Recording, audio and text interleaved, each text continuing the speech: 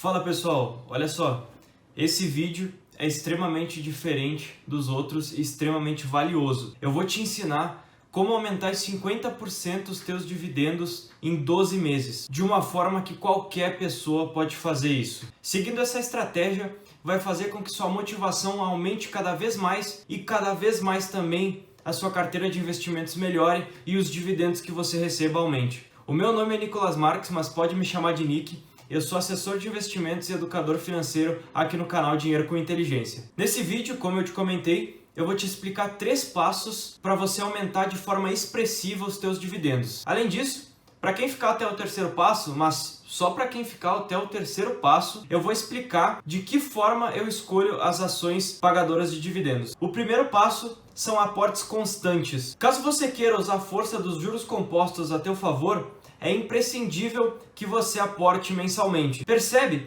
que na fórmula do presente valor, a única variável exponencial é o tempo. Por isso, foco no longo prazo e aporte constante. Eu vou te dar aqui 2 exemplos investindo no Tesouro Selic em 2 cenários praticamente iguais. O que vai mudar é o aporte. Nesse primeiro exemplo, vamos supor que você queira investir no Tesouro Selic com um valor inicial de 10 mil e aportando mensalmente R$1.000. Em 3 anos, você vai ter 54.036,56 centavos. Assim como eu deixei aí na tela uma simulação do próprio site do Tesouro Direto. Mas e no caso de você não aportar, o que vai acontecer? E aí entra o segundo exemplo que eu te comentei. Nesse caso, usando as mesmas premissas, um aporte inicial de 10 mil e aportando mensalmente em torno de R$1.000. Depois de 3 anos, você teria apenas 12.824,74 centavos.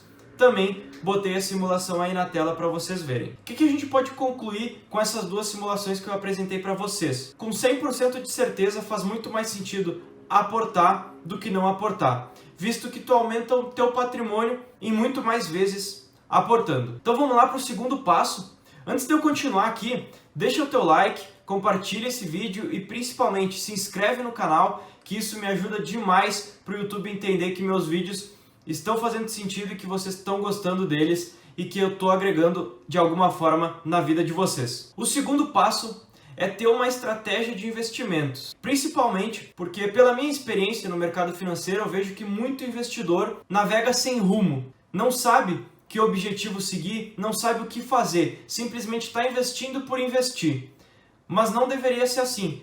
Deveria ter uma estratégia de investimentos, sabendo exatamente esse mês aonde que eu vou alocar e no mês seguinte aonde que eu vou alocar. Para isso, existe uma estratégia de investimentos em que você consegue se proteger em cenários adversos, em crises, em recessões, em qualquer outra situação adversa. Em outras palavras, é um método em que você ganha em todos os cenários. O que eu prezo principalmente em uma carteira de investimentos, em uma estratégia de investimentos, é principalmente a diversificação, mas não só em ativos, principalmente em países. Então você vai ter tanto dinheiro aqui no Brasil, quanto investido em ativos do exterior, ou pelo menos atrelados ao dólar. No meu caso, eu tenho a seguinte estratégia: 25% em ações brasileiras, 25% em renda fixa, 25% em fundos imobiliários, 20% em ativos internacionais e 5% em criptomoedas. E terceiro e último passo, não é só ter uma estratégia, e sim ter uma estratégia focada tanto no longo prazo quanto em dividendos.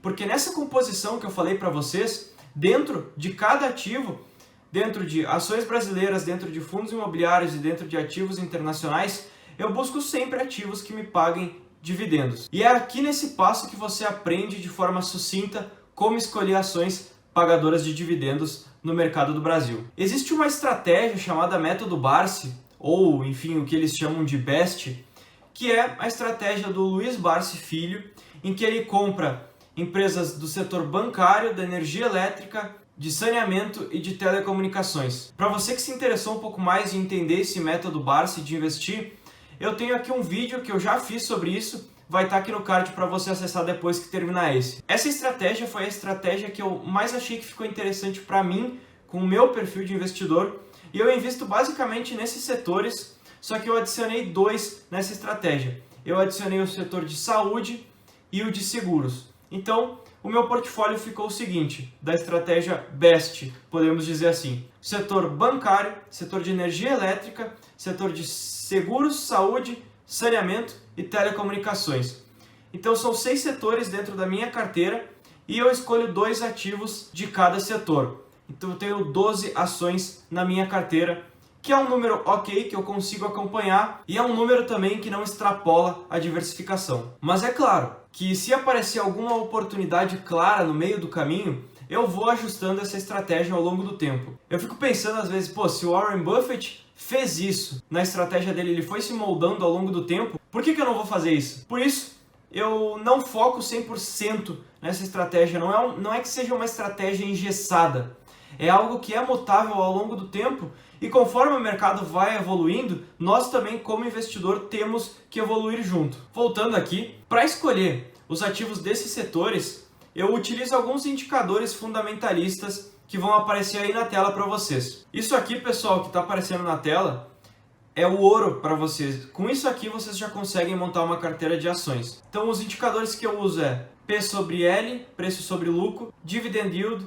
preço sobre valor patrimonial, ROI, ROA, ROIC, margem bruta, margem líquida, dívida líquida por patrimônio líquido, dívida líquida por EBIT, liquidez corrente, CAGR do lucro, CAGR do EBIT e se os sócios são envolvidos com corrupção. As duas únicas variáveis que excluem uma ação que eu não compro de jeito nenhum é se a dívida sobre o patrimônio líquido está maior do que 100% e se os sócios são envolvidos com corrupção ou foram envolvidos com corrupção. Comenta aqui embaixo se você quer que eu me aprofunde mais nesses indicadores fundamentalistas, PL, Dividend Yield, todos esses que eu mostrei na tela, porque eu posso fazer um vídeo para vocês de forma específica explicando cada um desses indicadores e por que eu escolhi cada um deles e como fazer as melhores escolhas de ações ao longo da tua vida. Lembrando que para eu chegar no melhor ativo para eu comprar, eu comparo os ativos do setor. Por exemplo, se eu vou